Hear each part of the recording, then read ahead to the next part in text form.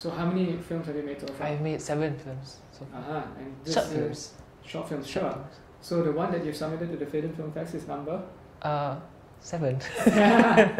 And what have you learned about making films? It's about making documentary. Making documentaries, making films. Well, not just about making films, but about how people respond to you and how, what if you learn about life from doing those 7 thingies? 7 shots. Yeah. As a filmmaker, it's very easy to make short films, have that creative. You are in charge of your story. But for documentary, for this one, it's totally different. It's just totally different because we cannot change the stories. We are not in charge of the stories. The flow is not up to us. It's up to the interviewees and the subjects also. So it's very, very different. Very different. By golly, so how do you find so all the continuity really depends on who on the interviewees, exactly. So then you have no way of knowing until you start to do it. Yeah, and I started to hate doing it. Sorry? Really? You started lately? Yeah, I learned to loathe making documentaries. Oh, you learned to loathe it? It's such a depressing subject, that's why. Oh. Okay, why is it depressing? Okay, first it's about gender. Mine is about gender. It's entitled Huruf J. Yeah. And it's like the scarlet letter. Yeah. Scarlet letter. Yeah, okay. So J. So we started interviewing divorcees and stuff. So they started to share their sad stories and how the experience as a single mother, as a divorcee. Okay. It's really hard. So the editing process, the whole process from the production to the editing is just very, very difficult. So then what possessed you to do it? Because I'm actually a son of a single mother also. Okay. So I learned that there's one thing Alfred Hitchcock taught me, via YouTube, of course, that if you want to get rid of a fear, make a film about it. One of my fears is, my long lost fear was, not lost yet lah, but long fear was being a son of a single mother, and it's really difficult. So I wanted to make a film about it, and but you are a son of a single mother. Now it's not so difficult anymore because I'm all grown up. But when I was younger, it was very, very difficult. Right. So what kinds of difficulties did you face? Difficulties because, like, for example, my mom, she was an architect, she was a contractor and stuff.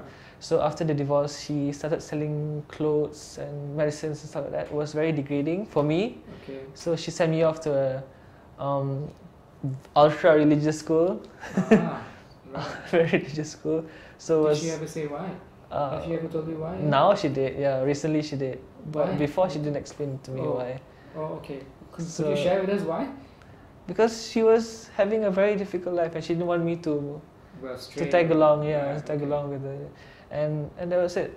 And I hated her for so long after that. Yeah. I didn't talk to her for 3 years. Oh my. After high school. Right. Yeah. So you're pretty much reconciled now then? What? You're pretty much reconciled now. Yeah. So by this documentary actually. By this documentary. So now you quite understand where she's coming from. Yeah, exactly. So down sampai masuk hospital tau. Pergilah mahkamah. Suka hatilah dia katakan. Tengok mahkamah boleh buat apa. Itu dia jawab. Will like think like okay, single mother, okay, tak ada suami. Of course you're going to miss that thing. Maknanya pihak lelaki sekarang ni dia tak risau apa pun. Dia tahu mahkamah tak boleh buat apa. Something like macam tak pandai jaga husband ke benda macam tu. But so it's a very life-changing experience. Okay. It's a very, very painful experience also. So what are some of the things that the divorcees face? Stigmas. The court system, the very unjust court system, but especially stigmas. Right. So, to be more specifically talking about the Sharia court system. Yeah, Sharia court system, exactly. Okay. So, any specific examples you could give about the unjustness of it? Okay, for divorcees, the biggest trial and tribulation they have to face is raising their children or child. Okay. Because most of them have children and child already, and being a divorced person, they will usually cut off from their monthly salary, what they call this nafkah in BM is called nafkah, alimony. Alimony, right. Yeah, from the husband. So they don't usually pay. The male divorcees never usually pay. So it's a question of enforcement. Yeah, okay. there's a and then they have to go to court and stuff like that. Right. And also the stigmas faced by divorcees also. What motivated you to do this film anyway about Scarlet Letter and all? Scarlet Letter, huruf J. Yeah, It's called huruf J, the letter J. Friend told me about Freedom Film Fest and said you can get your documentary can get funded. I thought, okay, documentary. I never actually done any documentaries. It's good to give it a try. Okay. So yeah, so I tried it. Just give it a shot. Give it a That's shot. your first time in. My first time doing documentaries, yes. And first acquaintance with Freedom Film Fest. Yes, exactly. First with commerce also.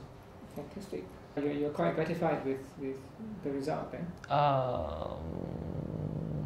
It's like it's a sense of I have this sense of closure after finishing this film. Okay. There's closure, but I won't say I'm not gratified. I'm not satisfied even with the final product. It's just it's not a happy ending.